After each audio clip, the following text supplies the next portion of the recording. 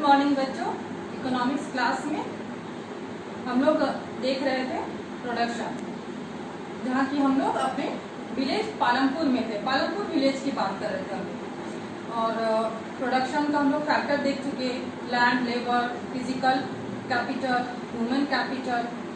ठीक है, अब हम लोग इसके आगे चलते हैं कि विलेज जो पालमपुर है उसका एक्टिविटी क्या क्या है। तो मेन एक्टिविटीज क्या बताए थे? Farming, agriculture. फार्मिंग वहाँ का क्या है? मेन एक्टिविटीज है। तो हम लोग वही देखेंगे आज, फार्मिंग इन पालमपुर। तो पहले हम लोग अपने बात करते हैं फार्मिंग के बारे में थोड़ा, कि फार्मिंग में सबसे ज्यादा किस चीज की नीड होती है। जब हम एग्रीकल्चर कर रहे हैं, खेती करते हैं, गांव में आप लोग रहते हैं तो देखते हैं ना, लैंड मेन रिसोर्सेज तो क्या है? लैंड है।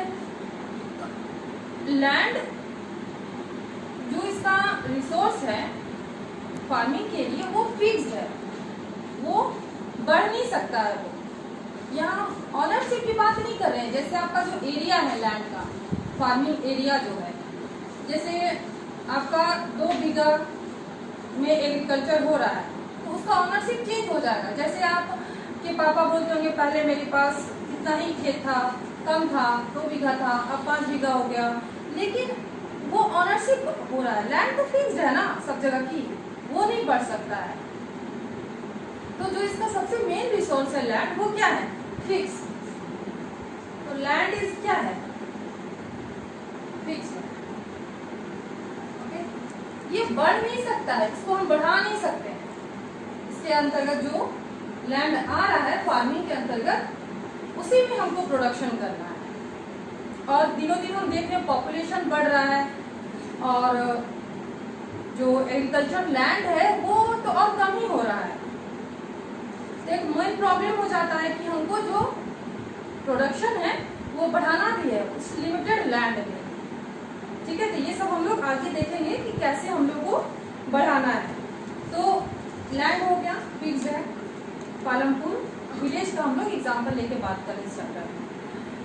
और वहाँ जो पालमपुर का जो है ना 75% पॉपुलेशन क्या है? फार्मिंग से रिलेटेड है।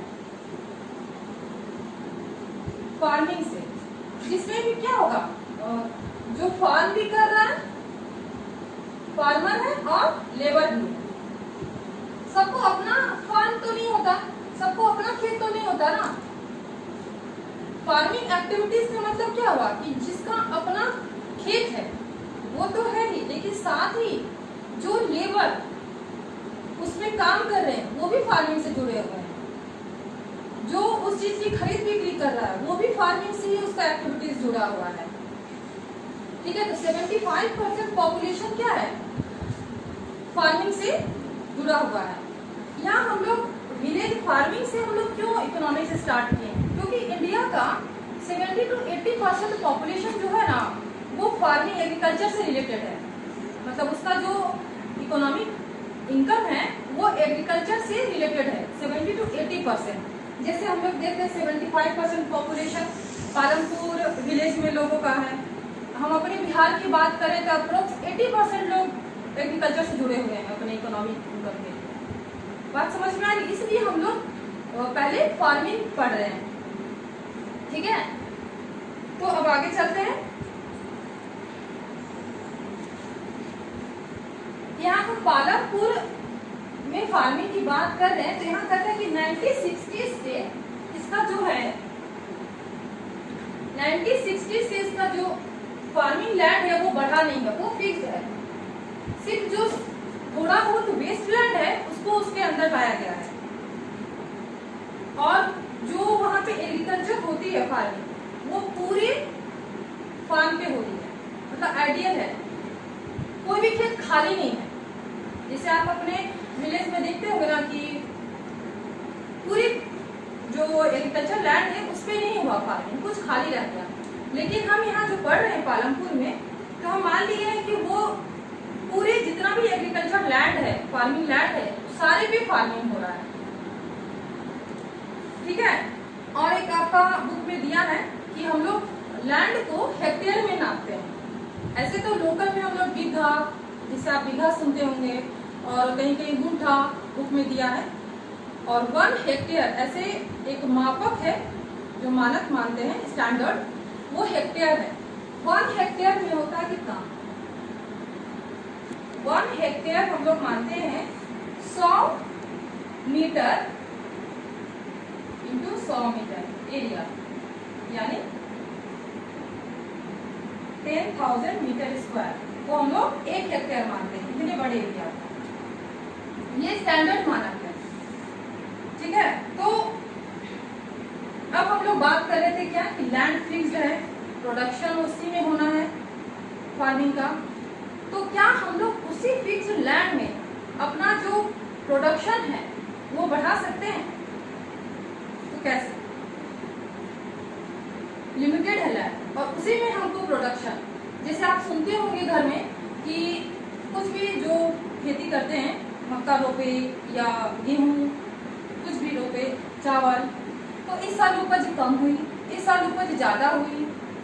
फिर बीज के भी सिलेक्शन में वो बहुत केयरफुल रहते होंगे कि नहीं इस साल हम ये सीड लगाएं तो ज्यादा हमको उपज नहीं हुआ, तो हम अच्छे से अच्छा सीड जांच परख के लगाते हैं लोग कि नहीं हमको ज्यादा से ज्यादा उपज हो, किस वैरायटी का हो उसको चुनते हैं।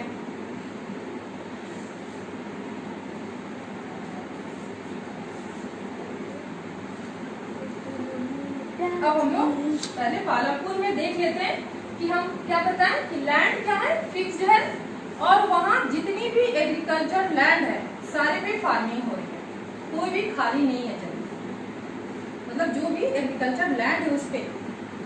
और वहाँ पे खरीफ फसल, खरीफ कब हम लोग रोपते हैं? मानसून सीजन में। मानसून जब आता है तो हम लोग कौन सा रोपते हैं? पालमपुर में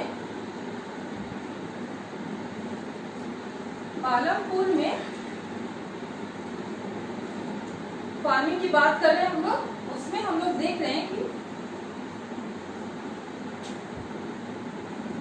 खरीफ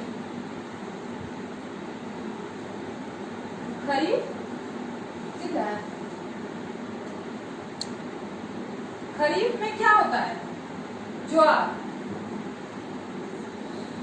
और बीट, ज्वार और बीट वो रोपते हैं खरीफ में, जुलाई में, मतलब मानसून सीजन में। उसके बाद फिर वो पोटैटो लगाते हैं। पोटैटो मतलब उनका जो फार्म है वो खाली नहीं रह रहा है, वो पोटैटो लगाते हैं। फिर रबी का विंटर सीजन का सीरियस, रबी में भी सॉरी यहाँ बीट नहीं, रबी में बीट होगा ना। रबी जाड़े में ना हम लोग देखते हैं कि गेहूं खेतों में, तो रबी में वीट, यानी हर सीजन में कोई ना कोई फसल लगा रहे हैं खेत में। और इसके अलावा एक मान लिया कि ये खेत है तो इसके कुछ टुकड़े पर वे शुगर केन भी लगा रहे हैं। जैसे ये मान लिया कि आपका खेत है, यहाँ कुछ टुकड़े पे, तो शुगर केन का क्या होता है? 1 साल का फसल होता है, मतलब वो पूरा 1 साल में तैयार होता है। तो शुगर केन वो कुछ छोटे टुकड़े पे लगाते हैं। मतलब वो कहने का मतलब क्या हुआ कि यहाँ मान के चल रहे हैं कि उनका फार्मिंग जो एग्रीकल्चर लैंड है पूरे जमीन पर वे सालों करते हैं, उनका कोई भी सीजन खाली नहीं रहता है।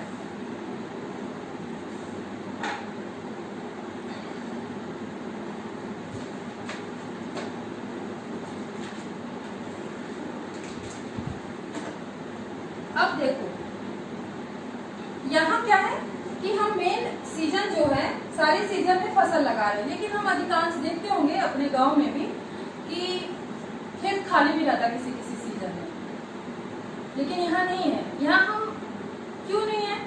यहाँ हम शुरू में ही एक स्ट्रक्चर में हम लोग पढ़ लिए थे कि ये वेल कनेक्टेड है, यहाँ इलेक्ट्रिसिटी है, खेतों में ट्यूब पंप इरिगेशन के लिए देखा जा रहा है, इलेक्ट्रिसिटी है। तो कहने का मतलब क्या हुआ कि खेती कम संभव होगा, सिर्फ मानसून से बारिश के पानी पे ही हम लोग नहीं कर सकते, वो तो एक सीजन में।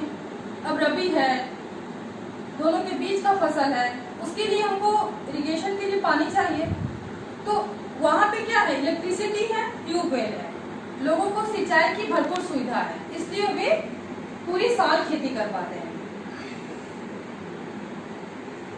तो इलेक्ट्रिसिटी का अगर एक बेनिफिट आया लिखने को कि क्यों पालमपुर या इलेक्ट्रिसिटी कैसे इम्पैक्ट डालता है एग्रीकल्चर पे, तो इलेक्ट्रिसिटी का आप लिख सकते हैं कि वो इरिगेशन उसके थ्रू हम करते हैं ट्यूबवेल से। पहले क्या था, पहले रहट जिसे कुएं से पानी खींचना फिर उसको खेतों में डालना, तो टाइम टेकिंग और इफेक्टिव भी नहीं होता था वो, और वो लिमिटेड रिसोर्स हुआ। लेकिन इलेक्ट्रिसिटी होने से और ट्यूबवेल लगाने से, ट्यूब पंप हुआ, बोरिंग हुआ, इससे हम लोगों की इरिगेशन सुविधा बढ़ गई, उससे क्विक और इफेक्टिव इरिगेशन होने लगा, जो कि अभी आप लोग अपने खेतों में देखते हैं। जैसे रहट को क्या पर्सियन व्हील कहा जाता था, उससे पहले खेती होती थी।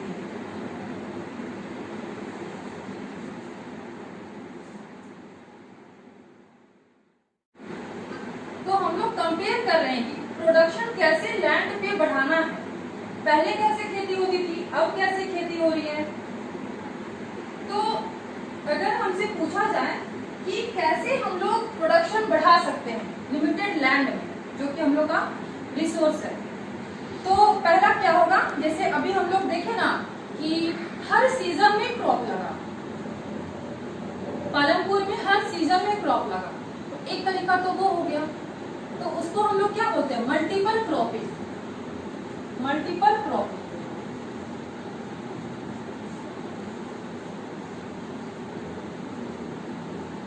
मल्टीपल क्रॉपिंग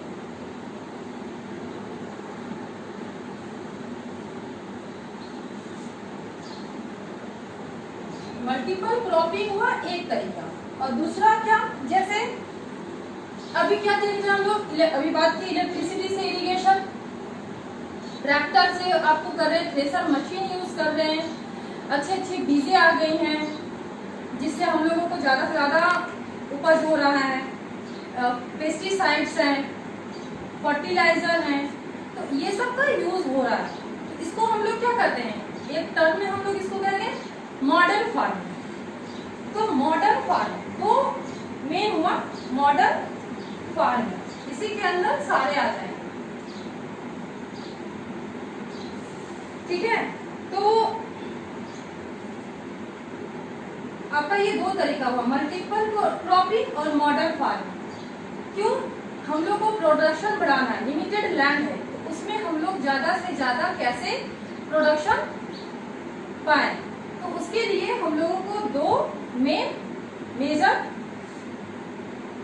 है, मल्टीपल क्रॉपिंग और मॉडर्न फार्मिंग। मल्टीपल क्रॉपिंग हम अभी बताएं एक ही सीजन में, एक ही सीजन ही 1 ईयर में हम लोगों का जो है वो फार्म खाली ना रहे, हर सीजन में हम लोग उस पर खेती करें। जैसे अभी हम लोग देखें पालमपुर में कि खरीफ फसल भी लगाए, फिर रबी भी लगाए, और उन दोनों के बीच में जो है उसमें पोटैटो लगाए, फिर शुगर केन भी लगाए, तो ये क्या हुआ, मल्टीपल क्रॉपिंग।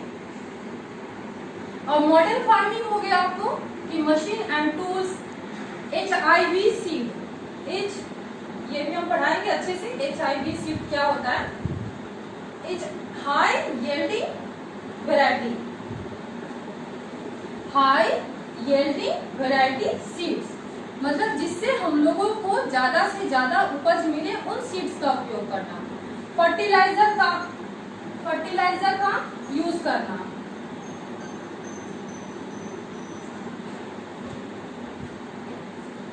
मल्टीपल क्रॉपिंग मेरे ख्याल से समझ में आ गया होगा, हम लोग मॉडर्न फार्मिंग की बात कर रहे हैं, ठीक है। तो इसके लिए आपको पहले हम लोगों का कैसे फार्मिंग होता था,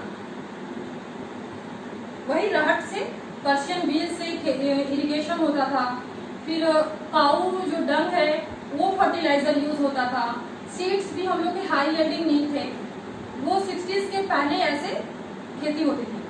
लेकिन जैसे फ्रीडम के बाद पूरी पॉपुलेशन को सेल्फ डिपेंडेंट बनाने के लिए, फूड के लिए, गवर्नमेंट का पूरा उससे एग्रीकल्चर पे कंसंट्रेशन रहा, इसलिए हम लोग मॉडर्न फार्मिंग को अपनाए। और उसी समय 1960s में ग्रीन रिवॉल्यूशन हुआ। ग्रीन रिवॉल्यूशन क्या है,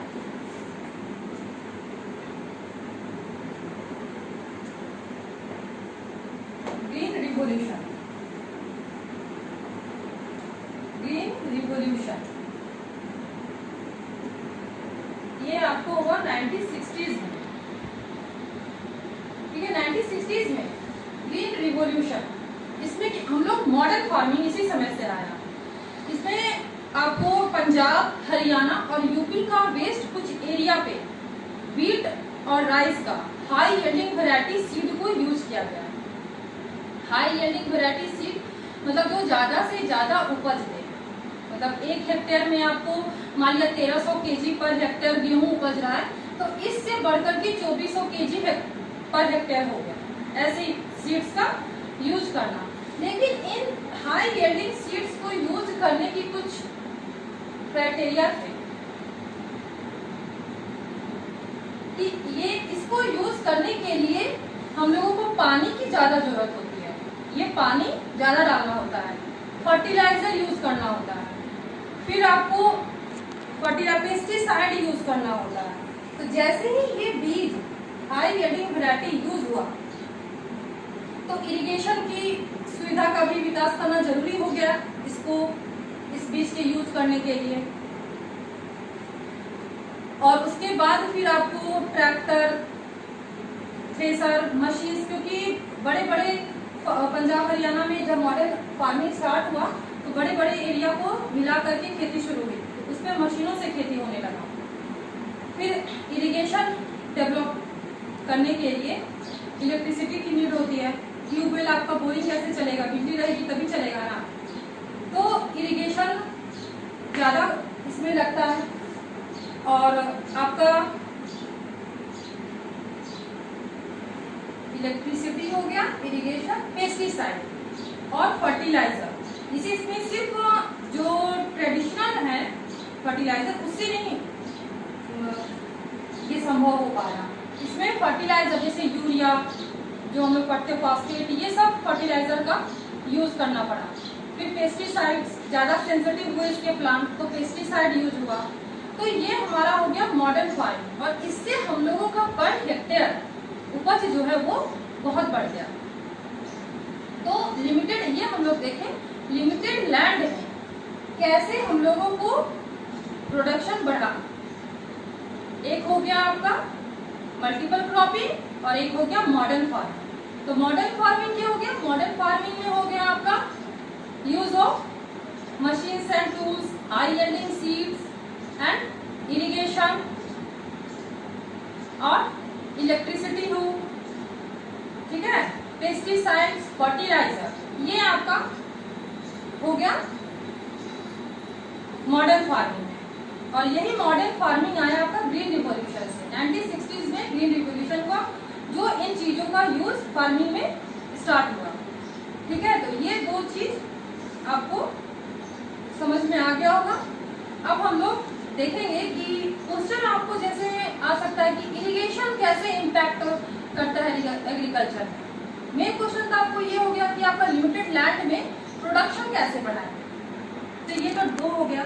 लेकिन अगर शॉर्ट क्वेश्चन आया जैसे इरिगेशन कैसे इम्पैक्ट डालता है एग्रीकल्चर पे, इलेक्ट्रिसिटी कैसे इम्पैक्ट किया, तो ये सारे क्वेश्चन हम आप लोगों को लिख करके देंगे, ठीक है। और आप लोग उसको अपने से लिखने का पहले कोशिश कीजिएगा, फिर हम उसका आंसर देंगे, ठीक है। Thank you.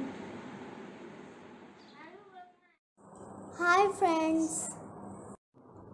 ऐसे नए वीडियो देखने के लिए हमारे चैनल को सब्सक्राइब करें।